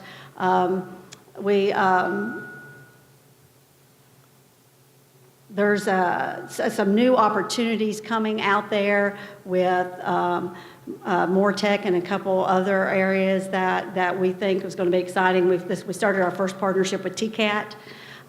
We are actually today. I just was notified that we had put in for a special grant through Carl Perkins, and we were given an additional $12,000 for one of our CTE programs.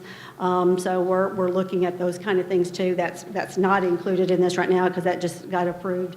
So that'll be one of our amendments. So yeah, I do think it, but it's a moving target as our needs will change. I applaud you for adding the nursing program. That's awesome. Yeah. There's such a shortage in nursing. There are people just like we did last year with the EMT program. Yeah. It's awesome. Yeah, we're really excited. That program of study, the paramedics and the nursing, they go their first 3 years, they're in the same level courses, and then that fourth year, they decide which way they go. And after coming through this first year, we're excited about knowing, what those expectations are, what those certification tests looks like.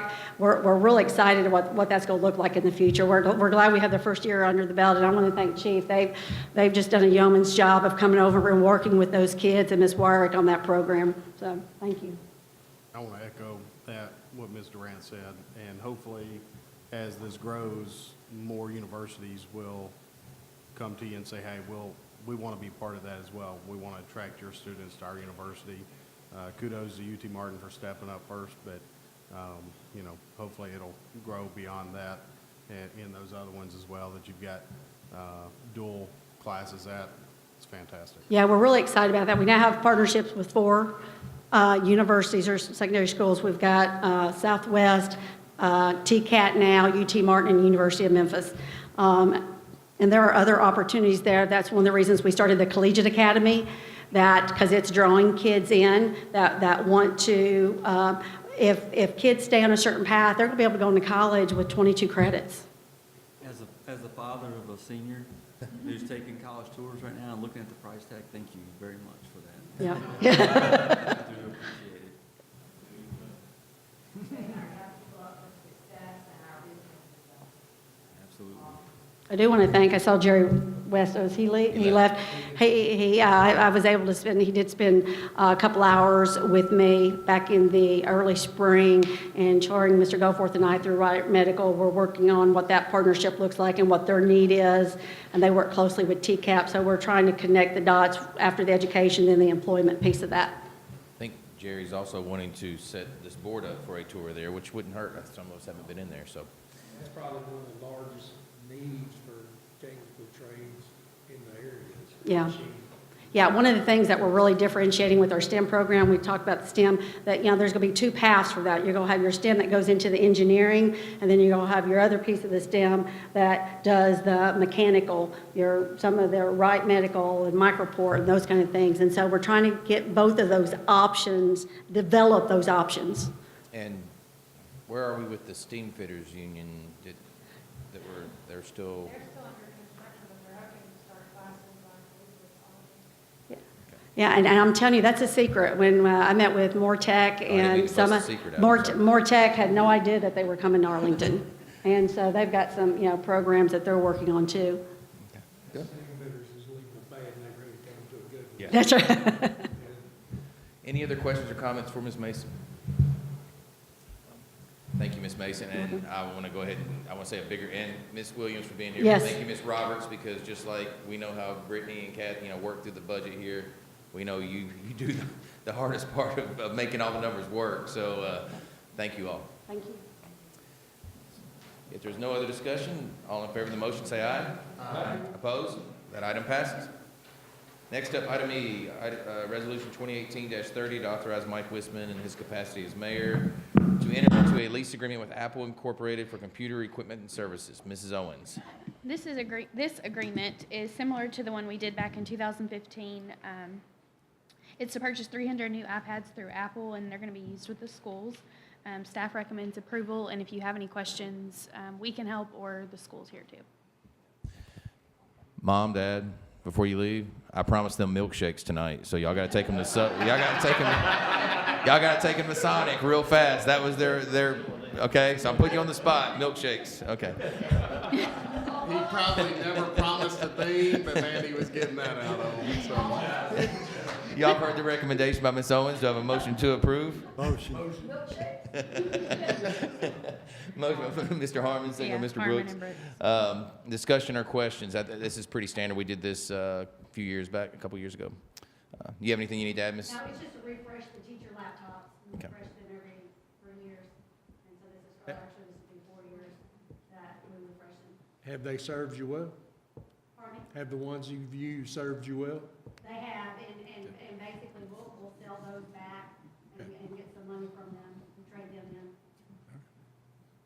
Any other questions or comments for Mrs. Owens or for Mrs. Mason?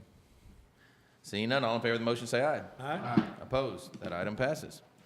Item F, Resolution 2018-31 to enter into a memorandum of understanding with Arlington Community School Board of Education for the lease of Apple computer equipment and services. Mrs. Owens.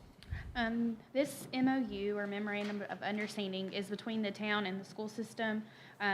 We have to be, as the town, have to be the one to take out the debt, but this is a memorandum of understanding that they're going to be the ones to pay for it, so staff recommends approval.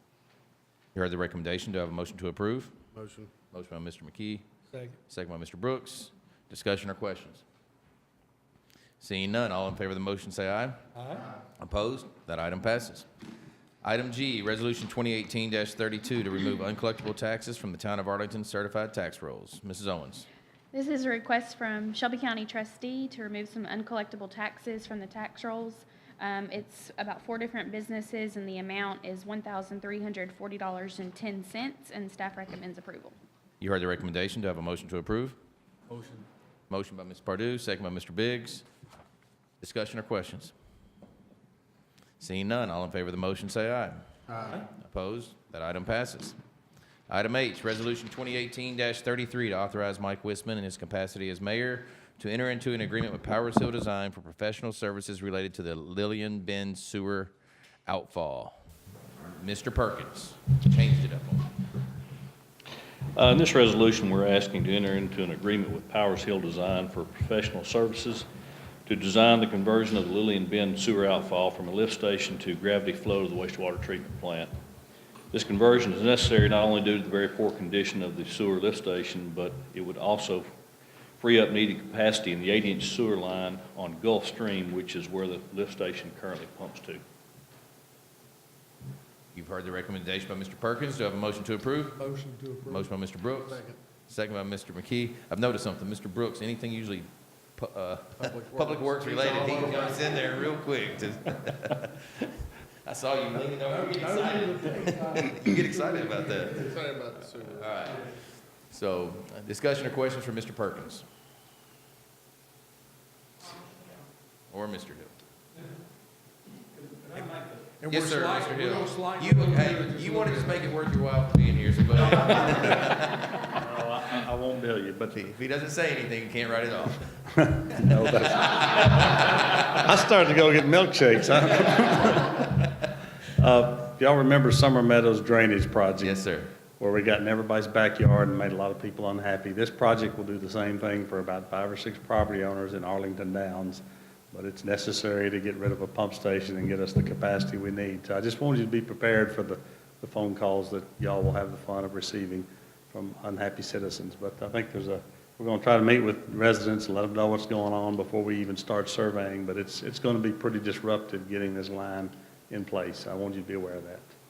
Thank you very much, and thank you for Won't be taking. a whole lot more disruptive than some of the aromas that waffle around early in the morning, so it's good. There goes Oscar. Stations does that leave us now? Okay. One at a time. Any other questions for Mr. Hill or Mr. Perkins or Mrs. Durant? Seeing none, all in favor of the motion say aye. Aye. Opposed, that item passes. Item I, Resolution 2018-34 to authorize Mike Wisman in his capacity as mayor to execute a contract of sale of real estate to purchase 2.05 acres on Airline Road known as parcel number, on the northwest corner of Airline Road and Donaldson Road. Mrs. Durant. As you all know, since Chief Harville was hired back in September, we have challenged him with putting together a feasibility study for a second company and/or a second station. We have not been idle while Chief Harville has been very busy with the numbers and the figures and the statistics and his 2 pages worth of references that he's used to pull all that data and statistics. We've been trying to pinpoint the location of a second station. Looked at 4 or 5 different parcels. When Chief got his information together and narrowed down where he thought the station should be, we kind of narrowed down our search. We had gone as far as Bragg Road, south of I-40, as close as in front of Brooks Manor subdivision. Needed somewhere in between those 2 points. Looked at a couple of parcels around Donaldson Farms Parkway, across from the elementary school, and this parcel on the northwest corner of Airline and Donaldson became available and is ideal. Mr. Hill's office has looked at the total 2 acres, the topography, the sewer, the infrastructure needed to be able to make it feasible. It is on the market for $65,000. The owner has offered it to us for $63,000. We think it's very advantageous at this time to go ahead and acquire the property.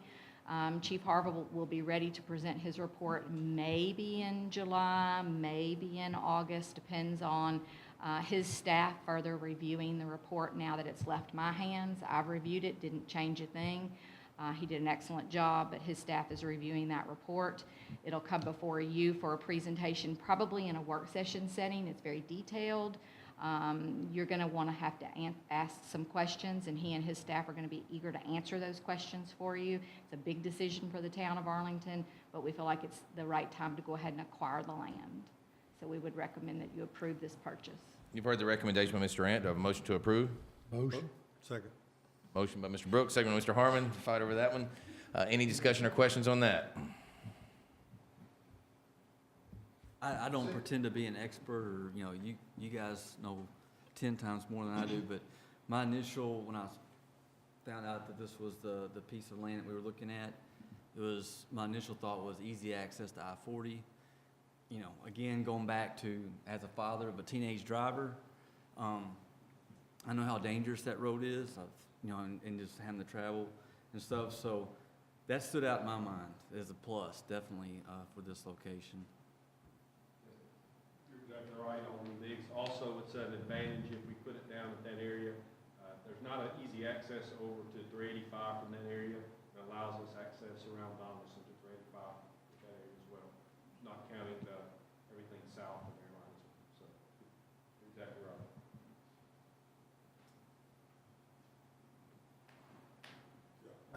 I looked at the location, you couldn't have gotten a better location than that right there. 2 acres will allow a nice size station, and then if you need to do any training, you know, the 2 acres will be enough to allow what you want to do. So yeah, that was excellent choice.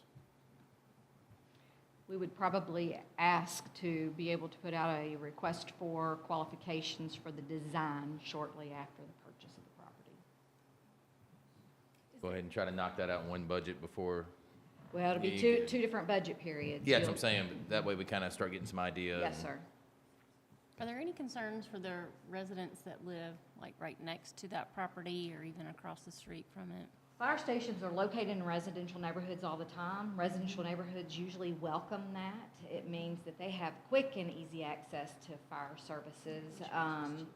If you look closely enough at the overhead drawings, and I think you guys were sent better drawings than those are hard to read, it appears as though the resident to the west is actually encroaching on the property. It's like part of their garage is over on that lot line, but it doesn't mean that that's correct. Once it's surveyed, we'll clear that up. But it's not in a heavily dense populated area.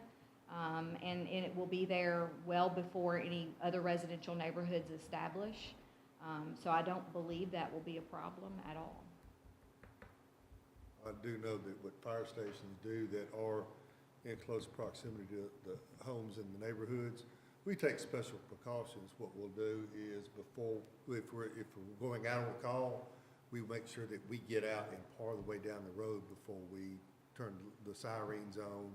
That way we're not directly just blasting. You're in close proximity to residential right here, Yes, so. yes, and I'm sure that they do the same thing.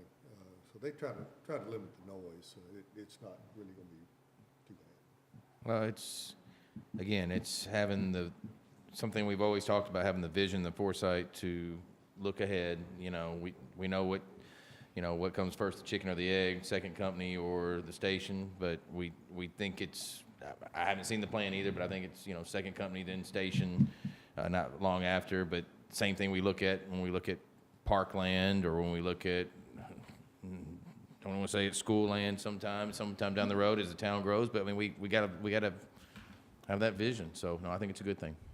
And there is money in this year's budget. Ms. Owens is not upset with me for proposing this. Well, that sounds like it works out good. I think it's a great piece of property for the intention that we need it for. Appreciate your effort and work and everything you've done to bring it to this point, Chief and Kathy and Brittany. And so, I'm good with moving forward with it. Any other discussion? Seeing none. All in favor of the motion, say aye. Aye. Opposed? That item passes. Next up, item J, Resolution 2018-35. To authorize the transfer of monies not spent as of June 30th, 2018, budgeted for purchases of communication system for fire department to a liability line item in order to restrict funds for the project to be completed in fiscal year 2018-19. Mrs. Owens. As you all know, there was $150,000 in the budget that we're in right now for these radios. There has been some bids with Shelby County, and they've postponed it till their next fiscal year, which means we're going to have to push it. So this is just asking for us to be able just to restrict that money into the reserves, and then in July, you'll have another resolution to pull it out of reserves and put it in next year's budget. So staff recommends approval. You've heard the recommendation. Do I have a motion to approve? Motion. Motion by Mr. Biggs, second by Ms. Pardue. Chief Mack, we've been talking about these radios for 2.5, 3 years, it seems like. Yeah, okay, all right.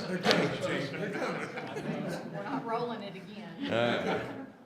All right, any other discussion? Seeing none, all in favor of the motion, say aye. Aye. Opposed? That item passes.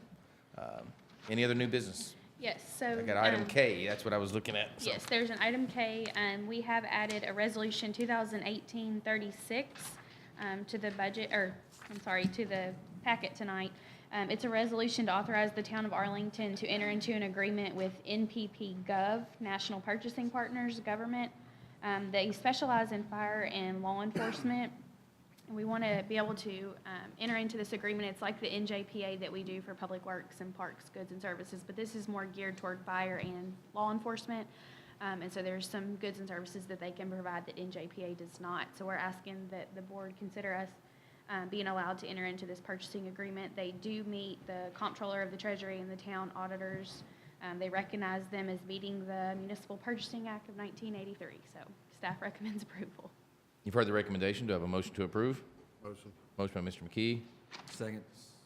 second by Ms. Pardue. I'll give it to her. Any discussion or questions? It'll give you the same kind of purchasing powers to join, group things together, get a better rate. Great idea. And not always have to go through the bid process. They'll do the bidding Right. Great process idea. and contract process for us, so. Anytime we can simplify government. So, all right, any other discussion or questions? Seeing none, all in favor of the motion, say aye. Aye. Opposed? That item passes. Any other new business, Mrs. Owens? No, sir. All right. All right, do I have a motion to approve the bills for payment?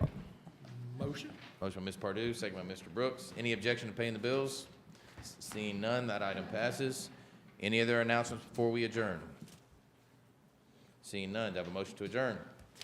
Motion. Motion by Mr. Harmon. Second. Second by Mr. Biggs. Any objection? We are adjourned. Thank you very much.